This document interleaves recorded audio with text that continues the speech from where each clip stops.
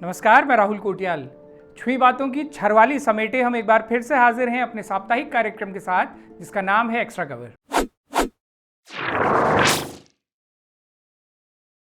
पहाड़ी औखाड़ों में कमाल का मर्म छिपा होता है। लोक से निकले ये औखाड़े अपने आप में इतनी गहरी बातें समेटे होते हैं कि अक्सर एक ही पंक्ति में पूरे समाज की हकीकत बयां कर देते हैं। जैसे यही औखाड़ा देखिए कि कितलु कौरु गुरौग सौर और तकड़े तकड़े मोर। हिंदी में कहें तो केचुआ चला सांप से प्रतिस्पर्धा करने और खिंच खिंच के खुद ही मर गया। उत्तराखंड के वानोबी नेताओं और इन्फ्लुएंसर्स की भी ठीक ऐसी ही स्थिति है। हर कोई अपने आप को दूसरे से बड़ा हिंदू या सबसे बड़ा पहाड़ी घोषित करने में खपा जा रहा है। पहाड़ के मूल सवाल गौण हो चुके हैं और मूल निवासियों के अधिकारों की लड़ाई एक संकीर्ण मल्ल युद्ध में बदलने की कोशिश की जा रही है, जहां सरनेम देखकर भुजाएं फड़फड़ाई जा रही हैं। सड़क किनारे होने वाली हर हिंसक घटना में सबसे पहले यही तलाशा जा रहा है कि दोनों पक्षों का जाति धर्म क्या होगा। मामला हिंदू मुसलमान या पहाड़ी मैदानी की बाइनरी में आता भी है या नहीं।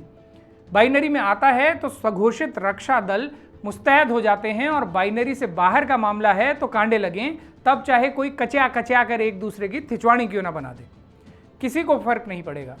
पहाड़ के मुद्दों की लड़ाई इतनी छिछली और हल्की हो जाएगी, ये कल्पना उन स्वप्न दृष्टा लोगों ने कभी नहीं की होगी जिन्होंने 3-4 दशक पहले उत्तराखंड को एक समृद्ध पहाड़ी राज्य बनाने का सपना देखा था और इस लड़ाई की नींव डाली थी।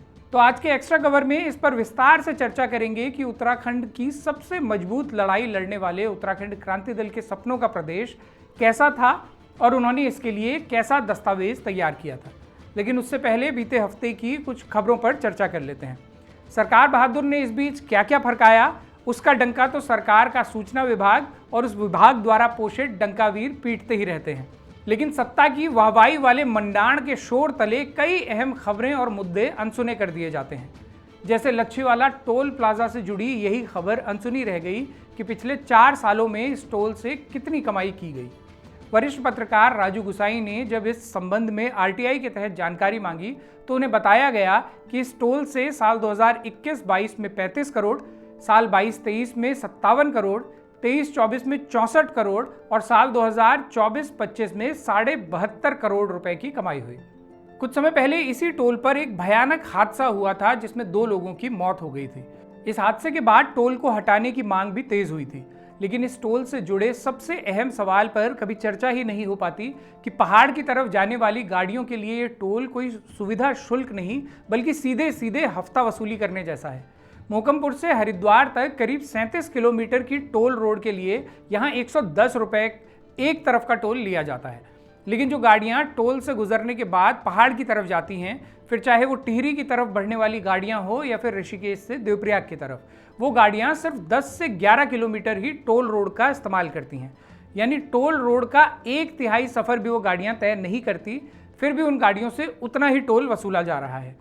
जीपीआरएस आधारित टोल व्यवस्था की बात केंद्रीय परिवहन मंत्री करते तो रहते हैं, लेकिन वो व्यवस्था जब तक लागू नहीं होती तब तक कोई वैकल्पिक व्यवस्था तो होनी ही चाहिए, ताकि पहाड़ जाने वाली गाड़ियों से फिजूल की ये वसूली बंद हो सके।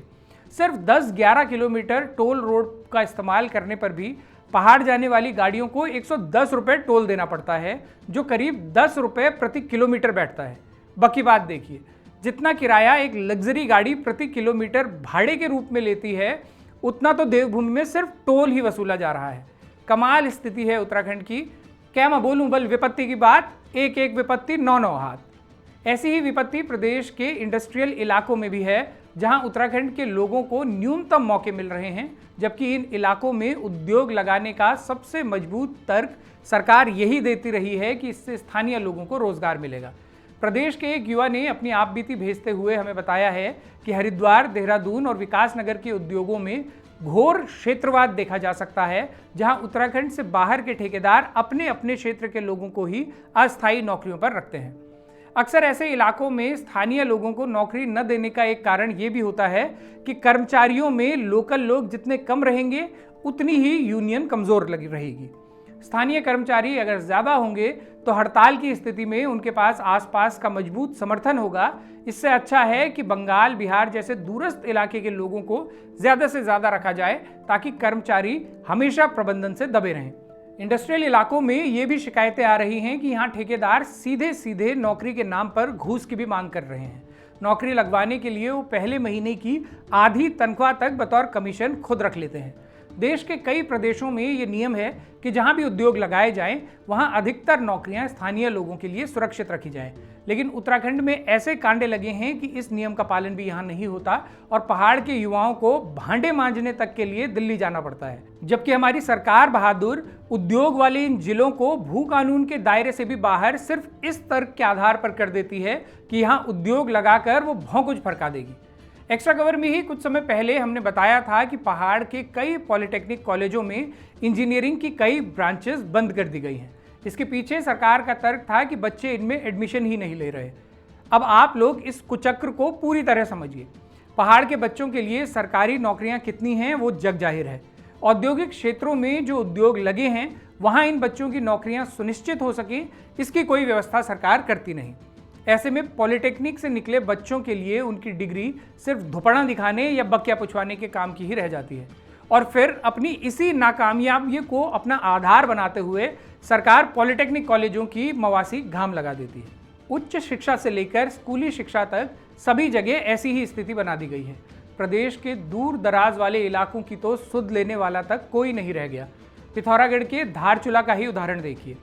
यहाँ बंगापानी तहसील की ग्राम पंचायत ज़ारा जिबली के लोग लंबे समय से इसी इंतज़ार में हैं कि उनके बच्चों को पढ़ाई के लिए रोज़ 15-20 किलोमीटर पैदल चलने का सफ़र आखिर कब खत्म होगा। सरकार उनके स्कूल को 4 साल पहले ही उच्चीकृत कर चुकी है, लेकिन ऐसा सिर्फ कागजों में हुआ है। धरातल पर स्थिति ये है कि आज भी 11वीं और 12वीं के बच्चे रोज़ 12 किलोमीटर पैदल चलकर स्कूल जाते हैं।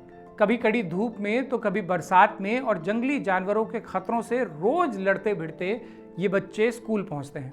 गांव के दर्जनों परिवार इसी के चलते पलायन कर चुके हैं। जो लोग गांव में बचे हैं वो कई बार अपने गांव से 150 किलोमीटर दूर पिथौरागढ़ जाकर जिलाधिकारी से मिल चुके हैं कि कागज पर हुए आदेशों को धरातल पर भी उतार दिया जाए, लेकिन कई इंजन वाली सरकार फिलहाल ऐसा करने में नाकाम है। नेपाल सीमा से लगे धारचूला से लेकर तिब्बत सीमा से लगे नीति तक ऐसी ही स्थिति है, जहां ग्रामीण अपनी मूलभूत सुविधाओं के लिए सालों से सिर्फ सरकार के देना होने की इंतजार में ही बैठे हैं। एक तरफ 4 साल से स्कूल नहीं बन सका तो दूसरी तरफ 4 साल से झूला पुल तक सरकार बहादुर नहीं बना पाई। 7 फरवरी 2021 के दिन ऋषिगंगा में आई बाढ़ के चलते रैणी गांव के पास अचानक ही तबाही मची थी। इसी आपदा में धौलीगंगा पर बना रैणी जुगजू झूला पुल, सलधार जुआग्वाड़ झूला पुल और तपोवन भग्यूल झूला पुल भी बह गए थे। इतने साल बीत जाने के बाद आज तक भी इन पुलों को दोबारा नहीं बनाया जा सका। स्थिति ये है कि कुछ गांवों के लोग इतने सालों से ट्रॉली के सहारे हैं, तो कुछ गांव अस्थायी और एक जुगाड़ से बनाए गए बेहद खतरनाक पुल के भरोसे कई किलोमीटर पैदल चलते हुए जान हथेली में रखकर ये लोग रोज अपने घरों को आते जाते हैं। और जब प्रशासन से बात करते हैं तो वही रटा रटाया जवाब इन्हें दे दिया जाता है कि कार्रवाई गतिमान है। सरकार बहादुर से निवेदन है कि हमारे सीमांत क्षेत्रों के प्रहरी, हमारे उन इलाकों के बाशिंदे जिन्हें देश के प्रधानमंत्री भी अंतिम नहीं बल्कि पहले गांव का नागरिक मानते हैं, हमारे उन भाई बहनों की सुध लेते हुए झूला पुल और स्कूल जैसी मूलभूत मांग पर तो कम से कम त्वरित कार्रवाई करने की कृपा करें। उत्तराखंड की ऐसी स्थिति देखकर दुष्यंत याद आते हैं कि कहाँ तो तय था चरागां हर एक घर के लिए, कहाँ चराग मयस्सर नहीं शहर के लिए। ये बात तब और भी प्रासंगिक लगती है जब आज से 3 दशक पहले का वो दस्तावेज देखा जाए जिसमें आंदोलनकारियों ने उत्तराखंड राज्य की रूपरेखा तैयार की थी। उत्तराखंड क्रांति दल जब पृथक राज्य के लिए आंदोलन कर रहा था तो कई लोगों ने उनके नेताओं से सवाल किए कि तुम लोग अलग राज्य की मांग तो कर रहे हो, लेकिन क्या तुम्हारे पास इसका कोई रोड मैप भी है कि ये राज्य कैसा होगा, इसकी आमदनी कैसे होगी, कौन कौन से इलाके इसमें शामिल होंगे, इसकी राजधानी कहाँ होगी, नौकरियों की क्या व्यवस्था होगी आदि। तब 1992 में यूकेडी के नेताओं ने इन तमाम सवालों का जवाब देते हुए एक दस्तावेज तैयार किया था। इसका हल्का सा जिक्र हमने कुछ समय पहले एक्स्ट्रा कवर में किया भी था। आज विस्तार से जानते हैं कि इस दस्तावेज में कैसे उत्तराखंड की कल्पना की गई थी। इस दस्तावेज को उपलब्ध करवाने के लिए वरिष्ठ पत्रकार चारू तिवारी का विशेष शुक्रिया, जो खुद भी इसकी निर्माण प्रक्रिया के साक्षी रहे हैं। इस दस्तावेज के शुरुआती हिस्से में हिमालय की व्याख्या और तात्कालिक राजनीतिक परिस्थितियों का जिक्र करते हुए लिखा गया है, आनन फानन में उत्तराखंड राज्य की स्थापना को 2 लाइन का प्रस्ताव पारित कर भारतीय जनता पार्टी ने उत्तराखंड राज्य के संदर्भ में अपनी राजनीतिक सोच का परिचय दिया है। किंतु अब ये बात भी निर्विवाद रूप से तय हो चुकी है कि उत्तराखंड राज्य की स्थापना हेतु प्रदेश सरकार से कोई विवाद नहीं है। अब मामला केंद्र सरकार के सामने है। ऐसे समय में जब केंद्र सरकार राज्य निर्माण के मसले पर कोई बहानेबाजी करे या तथ्यात्मक दस्तावेजों और उत्तराखंड राज्य की रूपरेखा से संबंधित कोई मसला उठाए, यह अत्यंत आवश्यक हो गया है कि उत्तराखंड राज्य के उद्देश्य स्वरूप, उसकी आत्मनिर्भरता और राजधानी के मसले पर एक स्पष्ट नीति और दस्तावेज प्रस्तुत किया जाए। ये मांग उत्तराखंड की जनता और विभिन्न राजनीतिक सामाजिक संगठनों द्वारा भी लंबे समय से उठाई जाती रही है। उत्तराखंड क्रांति दल ने विगत 13 वर्षों के लंबे संघर्ष, गहन अध्ययन और मनन तथा उत्तराखंड के सामाजिक, सांस्कृतिक, भौगोलिक, आर्थिक, राजनीतिक सभी पहलुओं पर विचार कर उत्तराखंड राज्य पर एक तथ्यात्मक दस्तावेज तैयार करने का प्रयास किया है। अपने इस प्रयास में उसने 1952 व उससे पहले उत्तराखंड राज्य समर्थक ताकतों के विचारों, विभिन्न ऐतिहासिक दस्तावेजों, सुझावों का भी अध्ययन किया है। साथ ही जन नेताओं, समाज सेवियों, बुद्धिजीवियों, वैज्ञानिकों के विचारों और राय को भी प्रधानता से तरजीह दी है। उत्तराखंड राज्य के निर्माण के बाद उसकी आत्मनिर्भरता और राज्य की राजधानी हेतु ऐसे केंद्रीय स्थल का चयन है जिसमें सर्वानुमति बन सके आदि पर भी व्यापक विचार विमर्श व गहन अध्ययन किया है। अतः उपरोक्त सभी दृष्टियों से उत्तराखंड राज्य के व्यापक स्वरूप की घोषणा करने का फैसला 24-25 जुलाई 1991 को दल के मसूरी सम्मेलन में लिया गया था। उक्त फैसले के अनुसार ही आज दिनांक 15 जनवरी 1992 को मकर संक्रांति के पावन पर्व पर सरयू और गोमती के संगम स्थल, स्वतंत्रता संग्राम की कर्मस्थली बागेश्वर में उत्तराखंड क्रांति दल उत्तराखंड राज्य की राजधानी से लेकर उसके भावी स्वरूप की संक्षिप्त रूपरेखा की घोषणा कर रहा है। दस्तावेज में यहाँ से आगे उत्तराखंड की रूपरेखा दर्शाते हुए लिखा गया है, उत्तर प्रदेश के 9 जनपदों अल्मोड़ा, नैनीताल, पिथौरागढ़, चमोली, टिहरी, उत्तरकाशी, पौड़ी, देहरादून, हरिद्वार जनपदों को मिलाकर 9 जनपदों का प्रदेश उत्तराखंड राज्य कहलाएगा। यदि नैनीताल, पौड़ी, देहरादून, हरिद्वार जनपदों की सीमाओं से लगे हुए कुछ क्षेत्र उत्तराखंड राज्य में शामिल होना चाहेंगे तो उन पर भी विचार किया जाएगा। उत्तराखंड राज्य के उत्तर में हिमालय की गगनचुंबी चोटियां उसे तिब्बत से अलग करती हैं। पूरब में काली नदी नेपाल से इसकी सीमा बनाती है। पश्चिम में टोंस नदी और हिमाचल प्रदेश अवस्थित हैं तथा दक्षिण में रामपुर, बिजनौर, बरेली, मुरादाबाद और पीलीभीत जनपद हैं। उत्तराखंड राज्य की राजधानी इसके केंद्र स्थल पौड़ी, चमोली और अल्मोड़ा जनपदों के मध्य 50 किलोमीटर लंबाई और 30 किलोमीटर चौड़ाई वाले विस्तृत रूप से फैले, प्राकृतिक सौंदर्य से भरपूर, भविष्य की सभी आवश्यकताओं को पूर्ण करने में सक्षम दूधातोली, भराड़ीसैंण, दिवाली खाल, गैरसैंण और चुखुटिया में अवस्थित होगी और क्रांतिवीर चंद्र सिंह गढ़वाली जी के नाम पर चंद्रनगर के रूप में जानी जाएगी। उत्तराखंड राज्य में भौगोलिक परिस्थितियों, दुर्गम पर्वतीय क्षेत्रों, विस्तृत तराई भाबर के मैदानों, आवागमन की सुविधा, द्रुत गति से विकास एवं प्रशासनिक सुविधा की दृष्टि से 23 जनपदों में बांटा जाएगा। ये सभी 23 जनपद इस प्रकार होंगे: चंपावत, डीडीहाट, पिथौरागढ़, अल्मोड़ा, बागेश्वर, रानीखेत, नैनीताल, पंतनगर, काशीपुर, चमोली, मंदाकिनी, पौड़ी, लैंसडाउन, रामनगर, उत्तरकाशी, रवाई, टिहरी, प्रतापनगर, नरेंद्रनगर, देहरादून, विकासनगर, हरिद्वार और चंद्रनगर जो कि राजधानी होगी। उत्तराखंड के इन सभी 23 जनपदों को प्रशासनिक सुविधा प्रदान करने हेतु 4 कमिश्नरियों में बांटा जाएगा। ये कमिश्नरी निम्न होंगी: पिथौरागढ़ कमिश्नरी, जिसमें चंपावत, डीडीहाट, पिथौरागढ़ और बागेश्वर जिले आएंगे। नैनीताल कमिश्नरी, जिसमें अल्मोड़ा, रानीखेत, नैनीताल, पंतनगर, काशीपुर और रामगंगा जिले आएंगे। पौड़ी कमिश्नरी, जिसमें चमोली, मंदाकिनी, पौड़ी, लैंसडाउन और चंद्रनगर जिले आएंगे। देहरादून कमिश्नरी, जिसमें उत्तरकाशी, रवाई, टिहरी, प्रतापनगर, नरेंद्रनगर, देहरादून, विकासनगर और हरिद्वार जनपद शामिल होंगे। मौजूदा समय में उत्तराखंड के 9 जनपदों में 32 तहसील हैं जो राज्य के भावी स्वरूप, जनता की सुविधा, भौगोलिक परिस्थितियों के अनुरूप में बहुत कम है। अतः सभी पहलुओं पर विचार करने के बाद निर्णय लिया गया है कि उत्तराखंड राज्य में प्रत्येक जनपद में 3 तहसीलों का गठन किया जाएगा। तहसीलों की अधिकतम संख्या 65 होगी। उत्तराखंड के 9 जनपदों में मौजूदा समय में 96 विकासखंड हैं जिनके सृजन का कोई सटीक पैमाना नहीं है। कुछ विकासखंड बहुत छोटे हैं तो कुछ इतने विशाल हैं कि भौगोलिक परिस्थितियों, क्षेत्रफल एवं दुर्गमता की दृष्टि से एक जनपद के बराबर हैं। एक विकासखंड में करीब 125 ग्राम सभा तक हैं, अतः सभी दृष्टियों से इन्हें छोटा करना नितांत आवश्यक है। उत्तराखंड राज्य में विकासखंडों का स्वरूप, प्रशासनिक सुविधा, भौगोलिक परिस्थितियों एवं विकास का लाभ प्रत्येक गांव के अंतिम छोर तक पहुंचाने हेतु न्यूनतम 30 ग्राम सभाओं एवं अधिकतम 50 ग्राम सभाओं पर एक विकासखंड का सृजन किया जाएगा।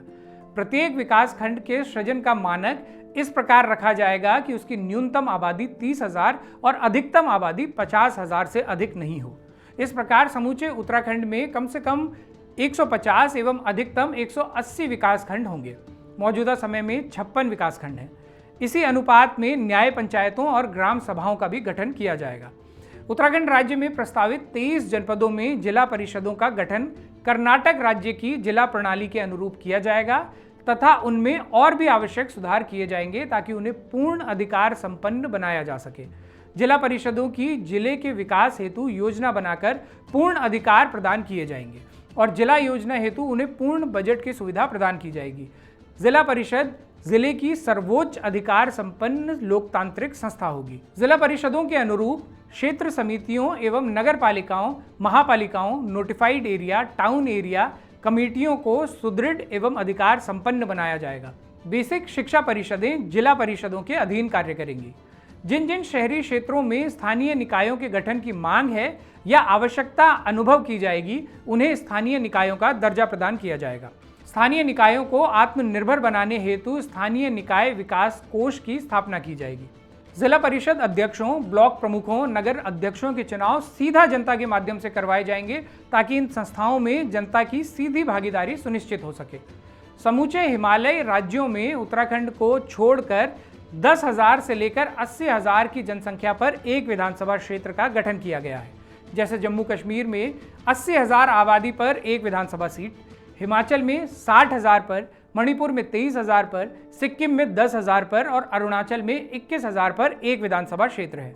इसके विपरीत उत्तराखंड में 1981 की जनगणना के अनुसार 2.5 लाख की आबादी पर एक विधानसभा क्षेत्र है, जबकि आज की जनसंख्या के हिसाब से उत्तराखंड के 9 जनपदों की आबादी 72 लाख पार हो चुकी है। अतः हिमाचल की जनसंख्या को मानक माने तो 120 विधानसभा क्षेत्र बनते हैं, जम्मू कश्मीर को आधार माने तो 90 विधानसभा क्षेत्र बनते हैं।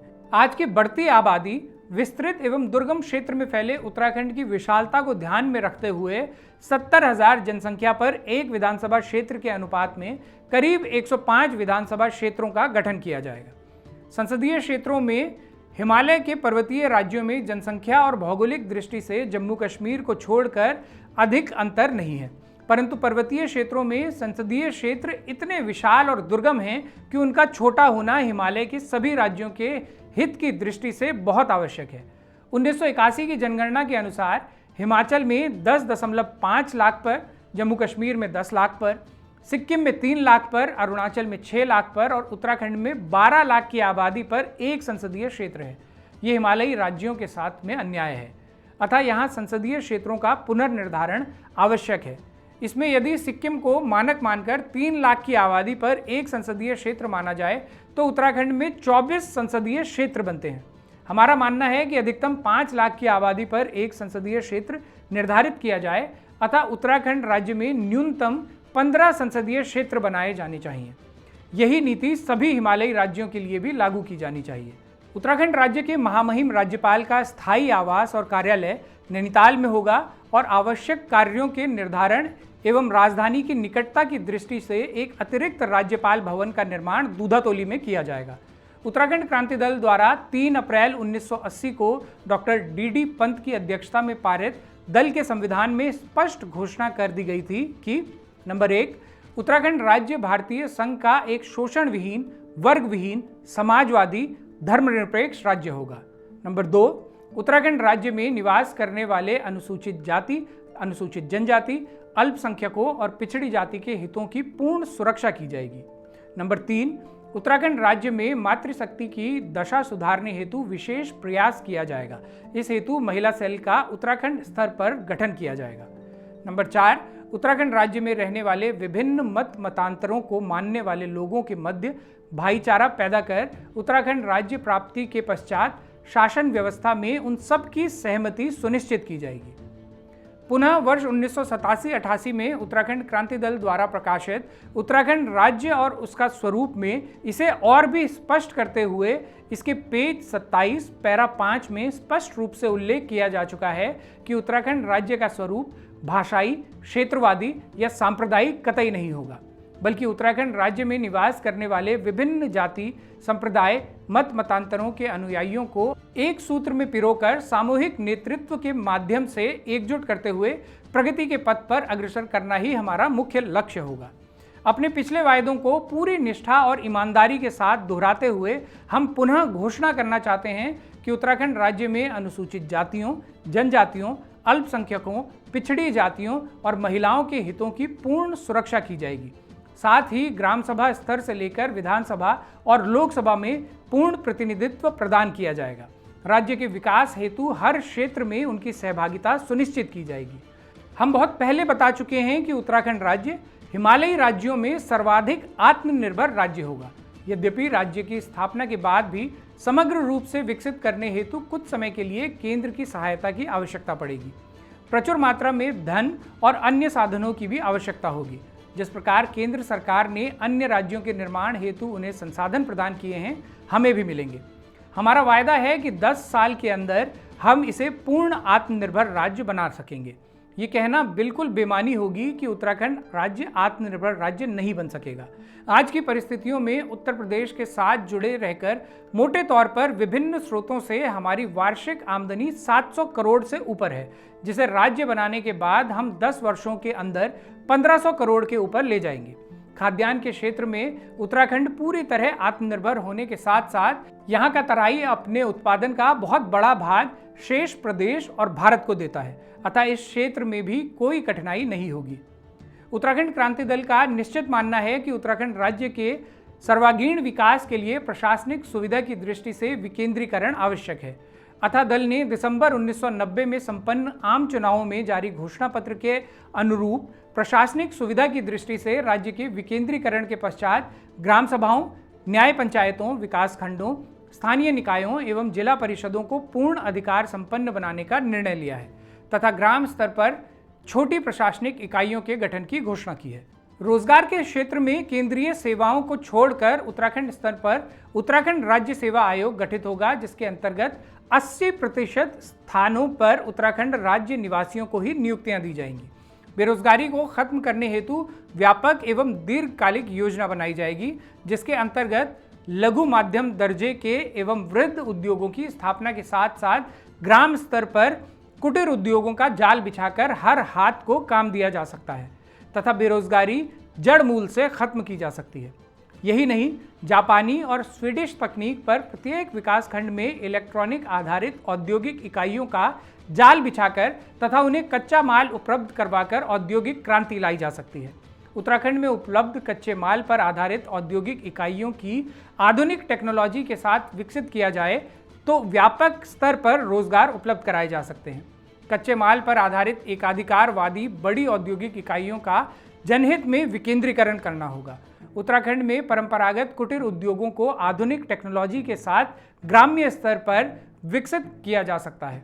साथ ही बीमार और बंद पड़े उद्योगों को कच्चा माल उपलब्ध करवाकर उन्हें गारंटी योजना के तहत पुनः प्रारंभ किया जाएगा। उत्तराखंड में 6000 वर्ग किलोमीटर क्षेत्र नग्न और खाली पड़ा है, जिसे फल पट्टियों के रूप में विकसित करने हेतु एक दीर्घकालिक योजना के अंतर्गत कार्य करना होगा। फल पट्टियों के विकास हेतु प्रति बेरोजगार 5 एकड़ भूमि तथा सभी आवश्यक उपकरणों एवं न्यूनतम 1 लाख रुपए की धनराशि बिना ब्याज ऋण के रूप में फलोत्पादन के क्षेत्र में क्रांति ला सकती है, ताकि उत्तराखंड राज्य देश के सर्वाधिक फल निर्यात करने वाले राज्य के रूप में विकसित हो सके। साथ ही सघन वृक्षारोपण द्वारा पर्यावरण की सुरक्षा और बेरोजगारी को भी खत्म किया जा सकता है। इसी प्रकार आलू और सब्जी उत्पादन के क्षेत्र में उत्तराखंड राज्य को आत्मनिर्भरता के अतिरिक्त निर्यात की स्थिति में लाने हेतु तेजी से कार्य किए जा सके। उत्तराखंड राज्य के अंतर्गत पर्यटन के क्षेत्र में प्रगति की व्यापक संभावनाएं हैं। पर्यटन के क्षेत्र में युद्ध स्तर पर कार्य कर भारत ही नहीं, विश्व स्तर पर सर्वाधिक पर्यटकों को आकर्षित किया जा सकता है।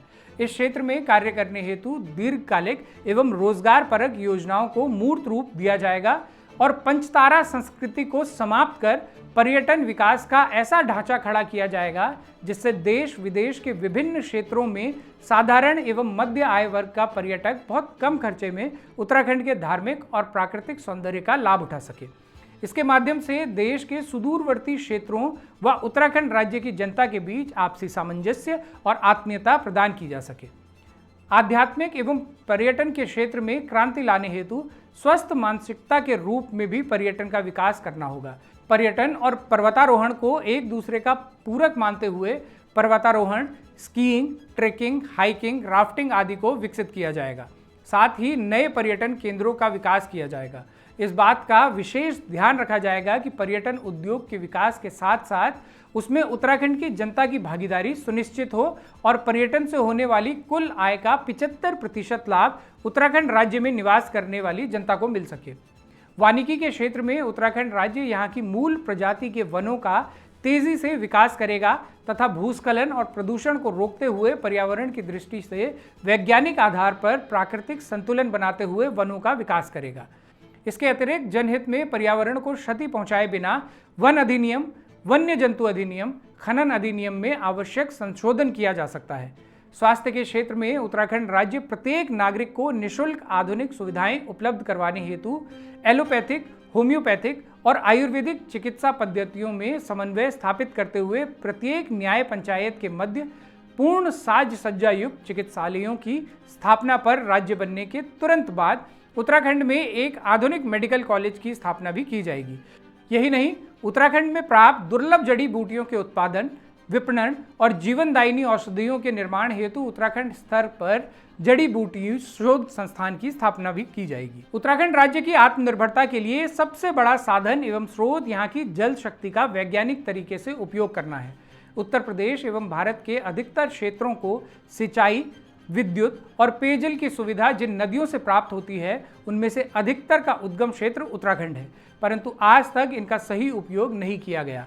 अतः उत्तराखंड राज्य की आत्मनिर्भरता और आर्थिक संसाधनों की उपलब्धता हेतु इनका उपयोग किया जाएगा और लघु पन बिजली परियोजनाओं को बिछाकर आज के बाजार भाव पर 5,000 करोड़ रुपए वार्षिक की आमदनी की जा सकेगी। यद्यपि तत्काल इसका लाभ हमें नहीं मिल सकता, लेकिन योजनाबद्ध तरीके से जल शक्ति का उपयोग कर उत्तराखंड ही नहीं, उत्तर प्रदेश और शेष भारत को भी इसका व्यापक लाभ दिया जा सकता है। वैसे भी राज्य बनने के बाद इसकी सीमाओं के अंदर निर्मित समस्त बांध व विद्युत परियोजनाएं उत्तराखंड राज्य की परिसंपत्ति होंगे। इसके विकास हेतु सस्ती टेक्नोलॉजी के लिए अनुसंधान व प्रयोग, ऊर्जा के वैकल्पिक स्रोतों का विकास उत्तराखंड राज्य के विकास में मील का पत्थर साबित होंगे। समूचा उत्तराखंड प्रारंभ से ही पशुपालन एवं दुग्ध उत्पादन में अग्रणी रहा है, परंतु आधुनिक सभ्यता के विकसित होने के साथ साथ उत्तराखंड का परंपरागत उद्योग समाप्त होता चला गया। अतः दुग्ध उत्पादन एवं पशुपालन को उद्योग का दर्जा प्रदान कर इसके विकास की व्यापक संभावनाएं हैं। 1-2 पशु दुधारू लाएं गांवों में बाहर का नारा सार्थक करने हेतु प्रत्येक परिवार के लिए 1-2 दुधारू उत्तम नस्ल के पशुओं की व्यवस्था, उनके लिए चारे भूसे की व्यवस्था और मिनी डेयरी प्रोजेक्ट सहित विकास तथा खाद्य की समस्या के निदान करना आवश्यक होगा। उत्तराखंड राज्य में प्राथमिकता के आधार पर कार्यरूप देने हेतु डेयरी और दुग्ध उत्पादन योजना पर नए सिरे से कार्य किया जाएगा। इसमें राज्य पर बहुत बड़ा बोझ भी नहीं पड़ेगा। उत्तराखंड के भाबर और तराई के क्षेत्रों को छोड़कर पर्वतीय अंचल में कुछ घाटी वाले क्षेत्रों में अनाज का उत्पादन काफ़ी अच्छा होता है। शेष ढाल वाले क्षेत्रों में और बहुत छोटे स्तर से अनाज उत्पादन में कोई लाभ नहीं मिल पाता, क्योंकि ज़मीन टुकड़ों में बटी हुई है। अतः उत्तराखंड राज्य निर्माण के बाद राज्य सर्वप्रथम चकबंदी योजना लागू कर लघु कृषकों को एक स्थान पर भूमि उपलब्ध करवाएगा। उत्तराखंड क्रांति दल का दावा है कि उत्तराखंड के पर्वतीय क्षेत्रों में इस प्रकार के प्रयोग द्वारा 5 से 10 वर्ष के अंदर अनुत्पादक खेती को फ्रूट कल्चर में बदलकर 200 करोड़ रुपए वार्षिक तक आमदनी बढ़ाई जा सकती है। उत्तराखंड में तराई, भाबर और घाटी वाले क्षेत्रों में कृषि व्यवस्था में नए नए प्रयोगों से आमूल परिवर्तन लाकर और नए प्रयोगों द्वारा उत्तराखंड राज्य की आवश्यकता पूर्ति के अतिरिक्त 30 लाख टन तक अतिरिक्त अनाज का उत्पादन कर बेचा जा सकता है। उत्तराखंड में व्यापार को बढ़ाने एवं व्यवसायियों और उद्योगपतियों को उद्योग हेतु आमंत्रित करने की पर्याप्त संभावनाएं हैं। खासकर ऊंचाई वाले क्षेत्रों में इलेक्ट्रॉनिक्स से संबंधित उद्योग और मैदानी क्षेत्रों में मंझोले और वृद्ध उद्योगों हेतु पर्याप्त कच्चा माल और संसाधन उपलब्ध हैं। इन्हें बढ़ावा देने हेतु ट्रांसपोर्ट सब्सिडी और कच्चे माल की निरंतर उपलब्धता के माध्यम से यहां व्यापार और उद्योग के क्षेत्र में क्रांति लाई जा सकती है। चीनी उद्योग, सोयाबीन उद्योग, लुगदी और कागज उद्योग, टर्पेंटाइन, रेजिन और रंग वार्निश उद्योग, बांस व रिंगाल उद्योग, कालीन उद्योग, भवन निर्माण हेतु नई टेक्नोलॉजी के साथ निर्माण उद्योग, खनिज उद्योग, वास्तुकला उद्योग आदि को बढ़ावा देने हेतु पूरे संकल्प के साथ कार्य किया जाए तो उत्तराखंड राज्य एक आदर्श राज्य के रूप में विकसित हो सकता है। इसके अतिरिक्त उत्तराखंड राज्य की आत्मनिर्भरता और मजबूती हेतु उत्तराखंड राज्य खनिज विकास निगम, औद्योगिक विकास निगम, सीमेंट निगम, राज्य चीनी उद्योग सहकारी संघ, राज्य वस्त्र निगम, विद्युत कॉरपोरेशन, हिल्ट्रॉन ग्रामीण लघु उद्योग विकास निगम, पर्यटन विकास निगम सदृश अनेक विकासशील एवं लाभकारी योजनाओं पर अपना ध्यान केंद्रित करना होगा। उत्तराखंड में स्कूल कॉलेजों की स्थापना एवं संख्या में काफ़ी वृद्धि हुई है। यद्यपि 4 विश्वविद्यालय, कई महाविद्यालयों सहित बहुत बड़ी संख्या में स्कूल कॉलेजों का जाल बिछाया गया है, लेकिन जिस स्तर पर उनकी संख्या बढ़ी है उससे दोगुने स्तर पर बेरोजगारी भी बढ़ी है।